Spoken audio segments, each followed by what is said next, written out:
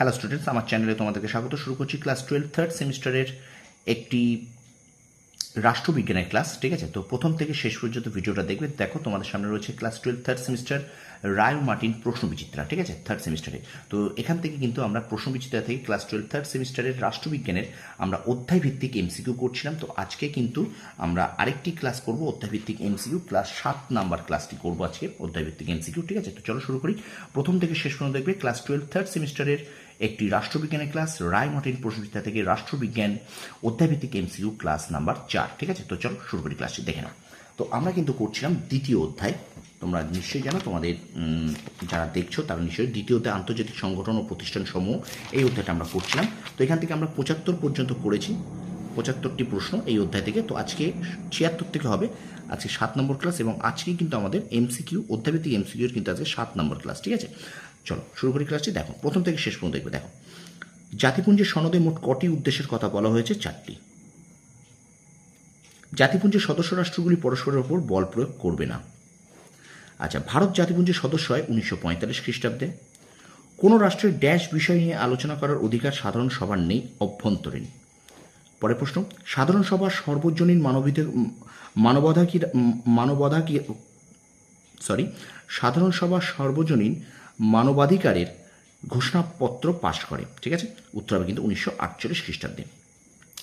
পরের প্রশ্ন, যে কোনো গুরুত্বপূর্ণ বিষয়ে সিদ্ধান্ত গ্রহণের জন্য সাধারণ সভায় উপস্থিত ও ভোটদানকারী সদস্যের কত অংশের সম্মতি প্রয়োজন হয়?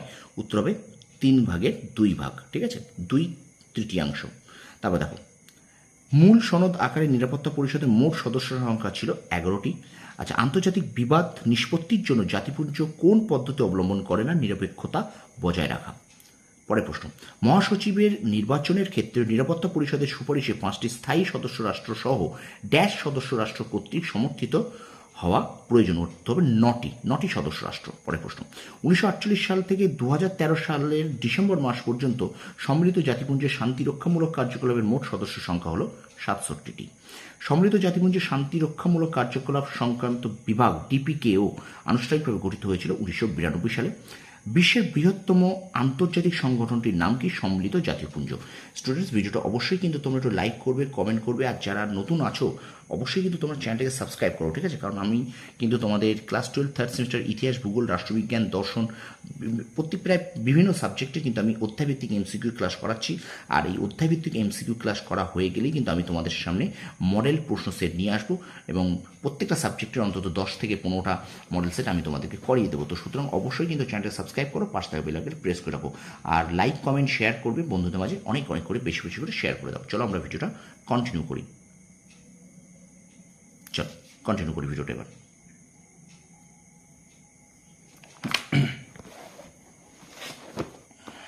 দেখো, বলছে অতলান্তিক সনদ কাদের মধ্যে স্বাক্ষরিত হয়? উত্তর হবে ব্রিটিশ প্রধানমন্ত্রী চার্চিল ও মার্কিন রাষ্ট্রপতি ফ্রাঙ্কলিন ডি রুজভেল্টের মধ্যে। ঠিক আছে, তারপর প্রশ্ন দেখো, এখানে দেখো বলছে সঠিক বিকল্পটি নির্বাচন করো। তো এখানে এই সঠিক নির্বাচন, এটা 4টা হবে উত্তর, এইটা হবে 4। ঠিক আছে, তোমরা একটু দেখে নেবে যে জাতিপুঞ্জের সনদে আছে 1টি প্রস্তাবনা, 19টি অধ্যায়, আর 111টি ধারা। উত্তর অপশন ডি 4। হ্যাঁ, সাধারণ সভায় ড্যাশ জন সভাপতি, 1জন সভাপতি ও ড্যাশ জন সহ সভাপতি থাকে। উত্তর হবে 21, অর্থাৎ 1-21। আচ্ছা, সঠিক বিকল্পটি নির্বাচন করো, এটা হবে 2। এই 3-এরটা হবে উত্তর এইটা। ঠিক আছে, পরের প্রশ্ন, সাধারণ সভায় প্রতিটি সদস্য রাষ্ট্র কটি করে ভোট দিতে পারে? 1টি। সাধারণ সভার একটি নির্বাচনমূলক কাজ হল নিরাপত্তা পরিষদের অস্থায়ী সদস্যদের এবং অর্থনৈতিক ও সামাজিক পরিষদের সদস্যদের। ঠিক আছে, পরের প্রশ্ন, নিরাপত্তা পরিষদের অস্থায়ী সদস্যরা কিভাবে নির্বাচিত হন? সাধারণ সভার 2/3 সদস্যদের সংখ্যাগরিষ্ঠতা ভোটে। পরের প্রশ্ন, কোন বিষয়ে নিরাপত্তা পরিষদের ভিটো প্রয়োগ করার ক্ষমতা থাকে না? কার্যবিধি বিষয়ে। নিরাপত্তা পরিষদের স্থায়ী সদস্যরা একই বিষয়ে 2বার ভিটো ক্ষমতা প্রয়োগ করলে তাকে বলা হয় দ্বৈত ভিটো।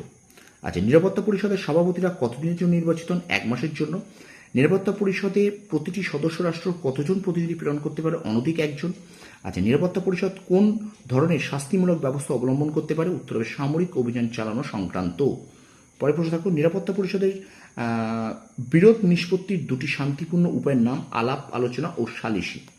পরে প্রশ্ন, দেখো, মহাসচিবের নির্বাচন সংক্রান্ত বিষয়ে সনদের কত নম্বর ধারায় উল্লেখ আছে? 97 নম্বর ধারায়। আচ্ছা, মহাসচিবের একটি প্রশাসনিক ক্ষমতা হলো জাতিপুঞ্জের কাজকর্মের একটি বার্ষিক প্রতিবেদন প্রস্তুত করে সেটা সাধারণ সভা ও নিরাপত্তা পরিষদের কাছে পেশ করা। ঠিক আছে, এটা হলো উত্তর। দেখে নাও 102 নম্বর। ঠিক আছে, পরের প্রশ্ন দেখো।